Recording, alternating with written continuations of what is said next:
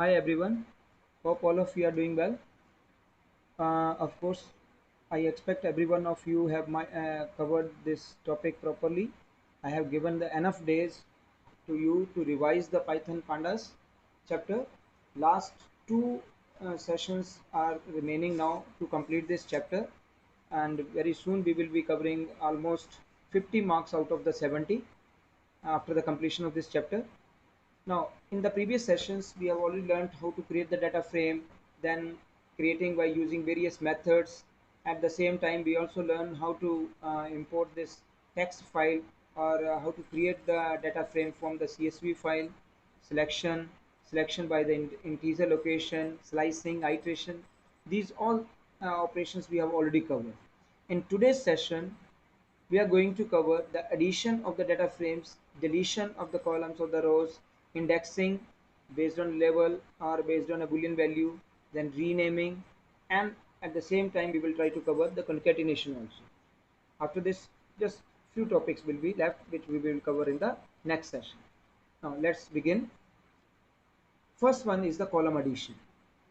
Now, in order to do the column addition, first we will be creating a data frame. We will be creating a data frame from the dictionary. For that, first statement will be import pandas as PD, alias name we have taken as PD. Now we will be creating a dictionary named D. First one is the first key is 1. Then the elements under it are defined by using panda series. So PD dot series 1, 2, 3. I have given the index A, B, and C to them. So it will be like this 1 and A, B, and C. And in the second one, we have also taken the D. So first one वाली की value के नीचे NA आना आ जाएगा note a number. Second वाली में value उसकी 4 आ जाएगी. ठीक है. Now in the DF is equal to PD dot data frame.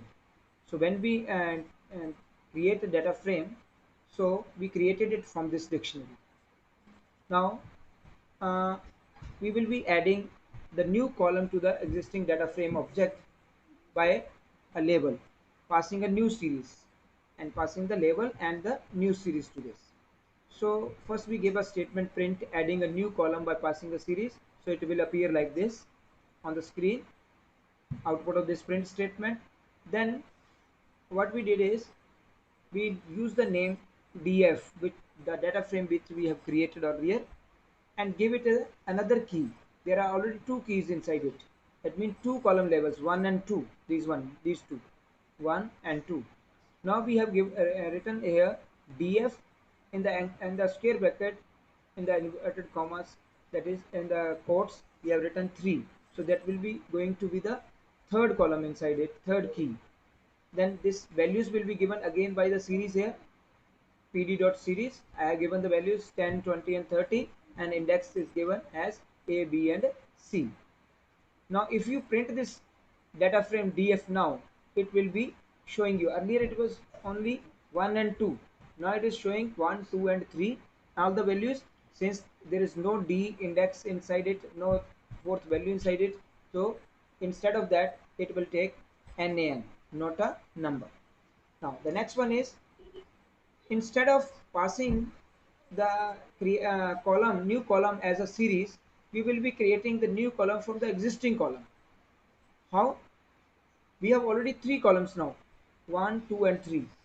We can create the fourth one by adding the any of these two. So I'm going to add the column 1 value and the column 3 value. I'm going to create the values for the fourth column. Again, the syntax remains almost similar, df as we did here, then the new key to be put in the single quotes that I have taken the name as 4 is equal to. Now instead of creating the fourth column from the series, I have given the previous column name df1 plus df3. So it is going to add the corresponding value from the indexes under the 1 and the 2, 3. So 1 वाली value क्या थी 1 और यहाँ थी 10. तो 1 plus 10 add होके next वाले की वैल्यू बना देगा 11. सिमिलरली 2 प्लस 20 22, 3 प्लस 30 33, और फोर्थ वाली है नहीं तो उसकी जगह एन में है. ठीक है. So this is the simple way of creating the column addition of the columns to the existing data frame. The column then deletion. How to delete the column from the existing data frame? We can use the del method to delete, or we can also use the pop method. Pop का मतलब ही क्या होता है? किसी चीज को बाहर निकालना फ्रॉम द स्टैक या क्यू, कुछ भी हो, तो ये क्यू की तरह बिहेव करता है। ठीक है, let me take on the first one, del one. First delete function, that is through the del. Then we created a dictionary D. Then it has three keys, 1, 2 and 3. We have defined the elements. So if we create a data frame out of this and we print this data frame here, it will appear like this, 1, 2 and 3, ये आ जाएगा ऐसा। ठीक है, तो ये उसका output हो जाएगा जो हमने डाटा फ्रेम क्रिएट किया। अब इसके बाद हम क्या करने जा रहे हैं, हम उसमें से डिलीट करने जा रहे हैं किसी भी एक पर्टिकुलर कॉलम, जो कॉलम हम स्पेसिफाई करेंगे इन द del function.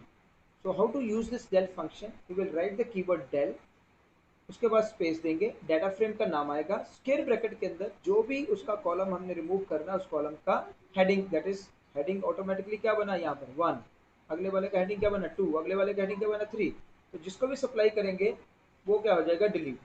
उसके बाद हमने इसको डिलीट कमांड चलाने के बाद दोबारा से इसका डाटा फ्रेम को चेक किया कि what is going to print, so it printed the first two columns only, sorry, 2 and 3 column only.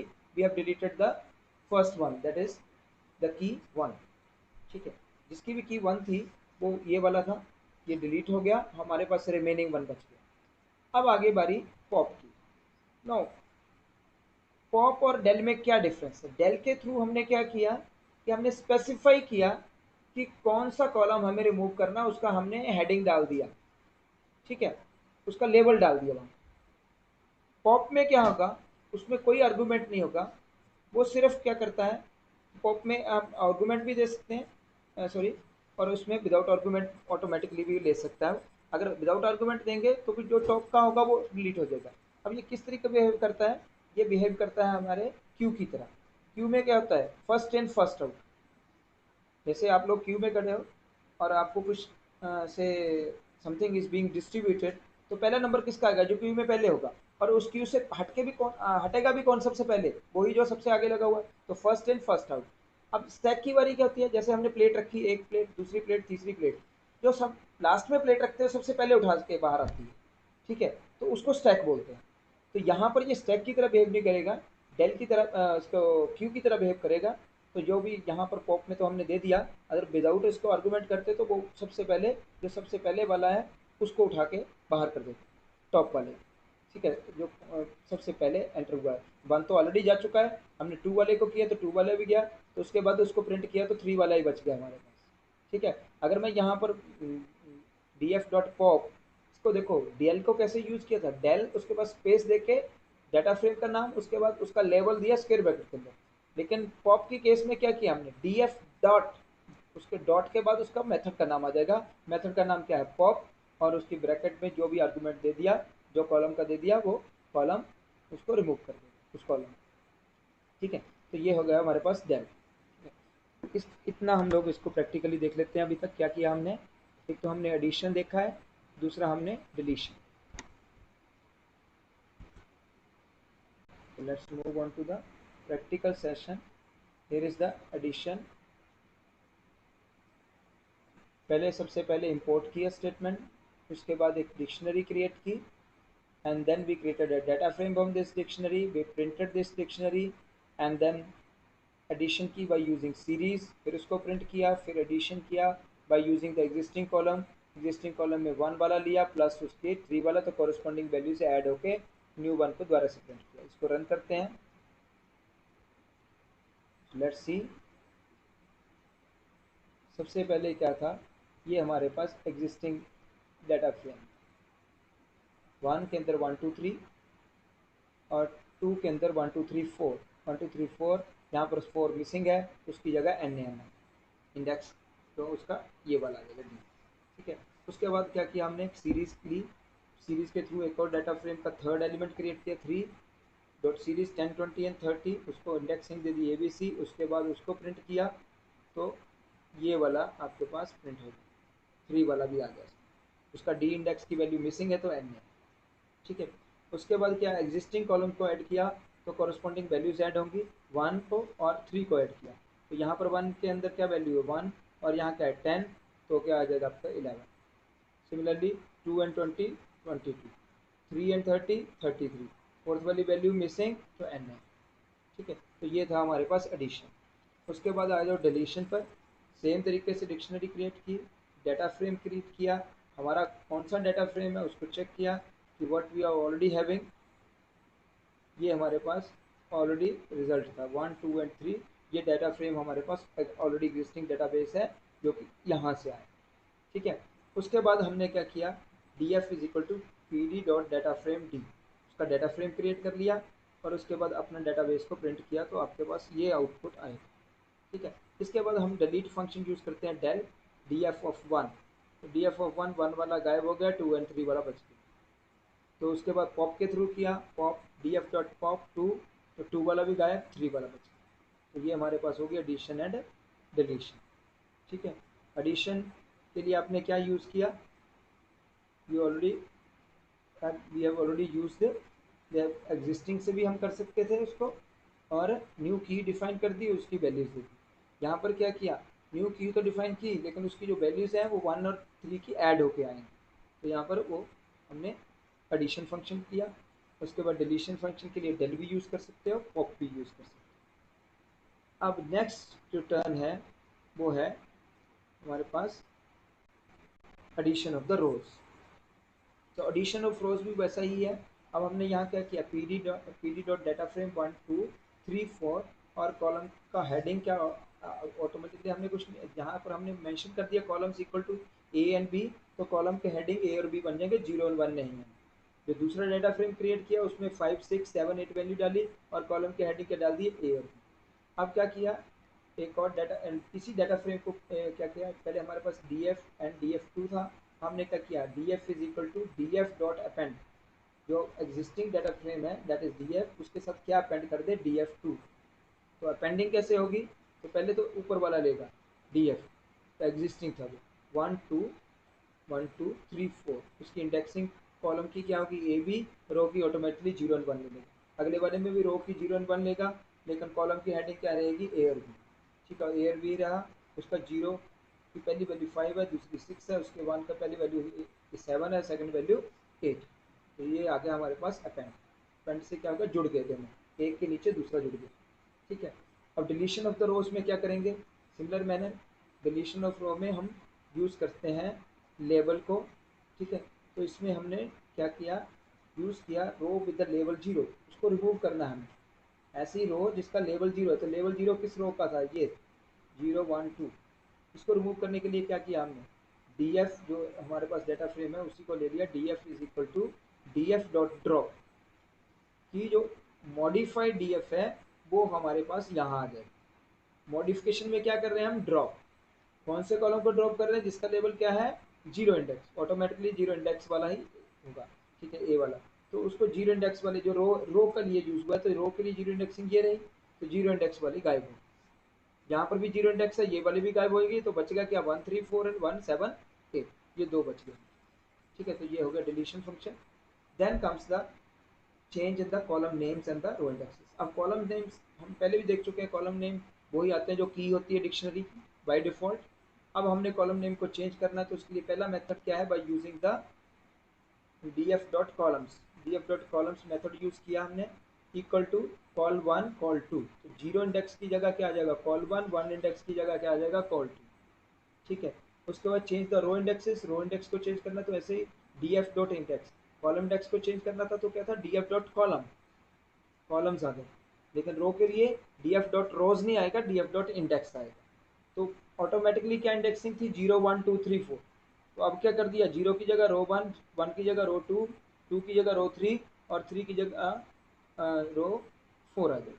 तो 0 को इसने रिप्लेस किया, 1 को इसने किया, 2 को इसने किया, 3 को इसने रिप्लेस किया, ठीक है। अब प्रिंट किया तो हमारे पास डी एफ ऐसा होगा, सबसे पहले हमारे पास ये डाटा फ्रेम था 0 1 2 3, ऑटोमेटिकली इसने ले लिया था।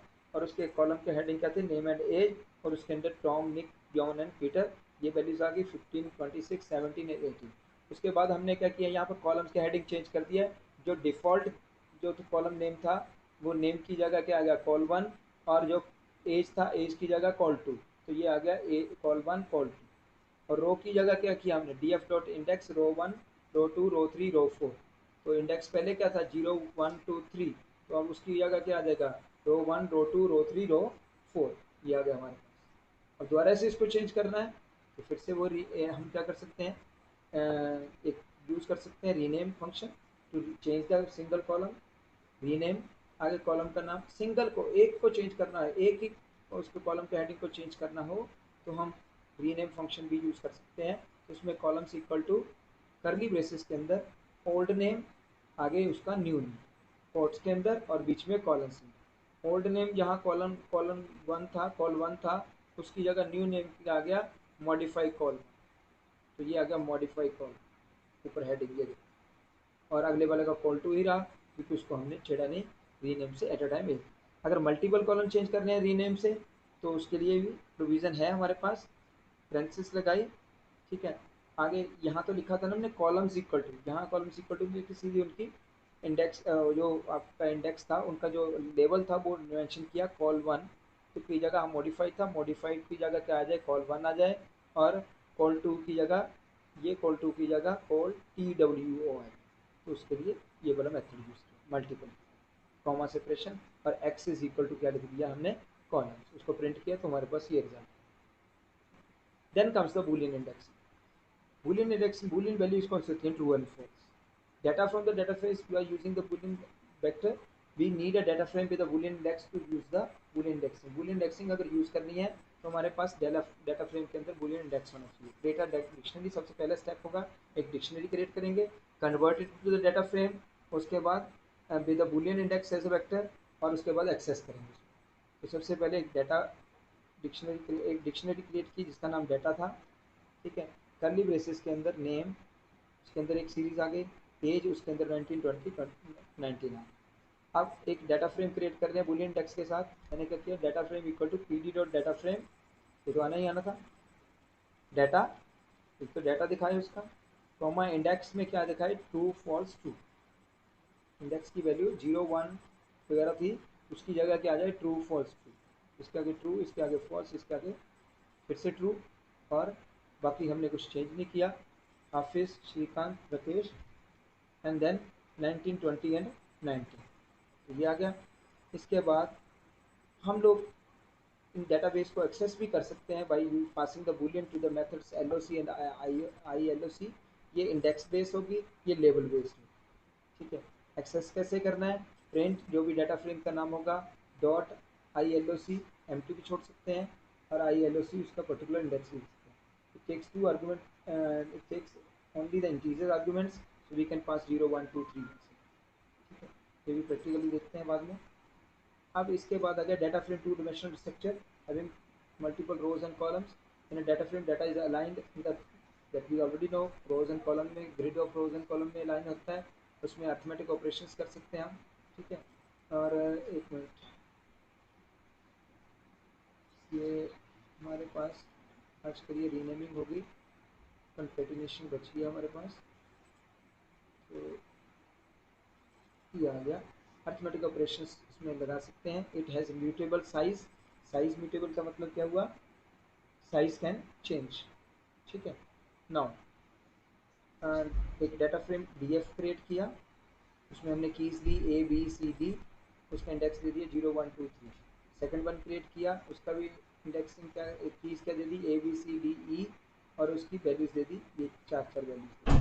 लेकिन अब इसमें इंडेक्स E नहीं था, इसमें इंडेक्स E है, तो उसमें जो वैल्यूज़ आएंगी वो उसमें NN ले लेगा। ठीक है, कंकेटिनेशन कैसे करनी है, तो उसके लिए PD डॉट कॉन्कैट, जिस भी ऑर्डर में करनी है वो ऑर्डर पास करोगे, उसी ऑर्डर में वो आपस में अटैच होते जाएंगे, DF के पीछे DF2, DF2 के पीछे DF3। ठीक है, अब इसी में मैंने एक सेकंड स्टेटमेंट यूज़ किया कंकेटिनेशन में, इग्नोर इंडेक्स।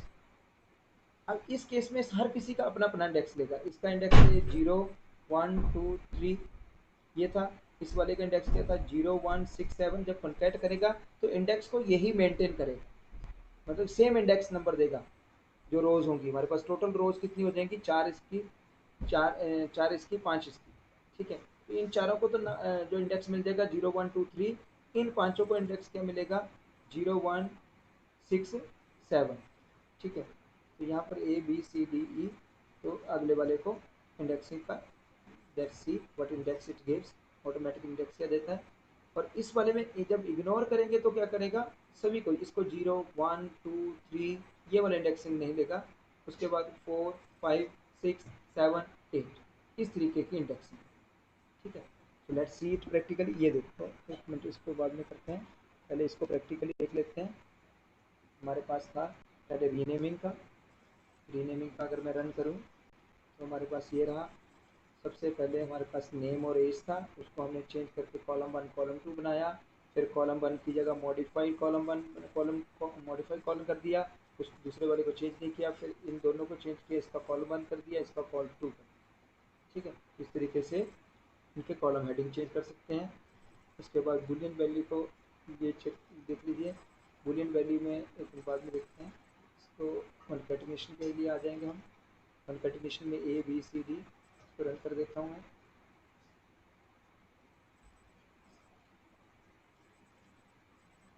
एरर कौन सा वो मैं बता देता हूँ, क्या एरर दे रहा है ये सबसे पहले इनको मेंटेन करेगा df1 df2 df3, ठीक है। तो ये कॉन्कैटिनेशन df1 df2 df3, तो df1 का इंडेक्सिंग ये रही 0 1 2 3। अगले वाले की 0 1 6 7, 0 1 6 7, नेक्स्ट वाले की 8 9 10 11 की indexing.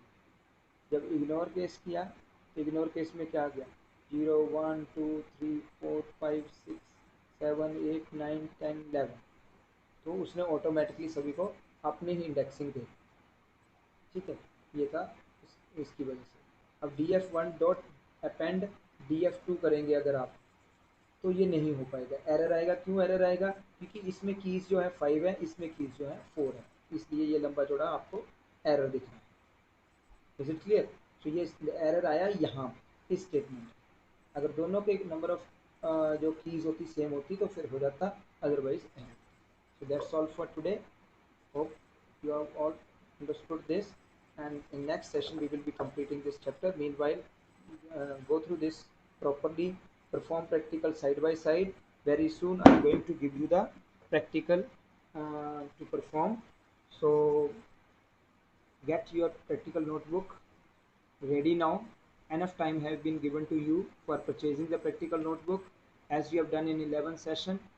In this case, first we will be covering the MySQL practicals, and then we will be covering the Python practicals. Till then, take care. Bye.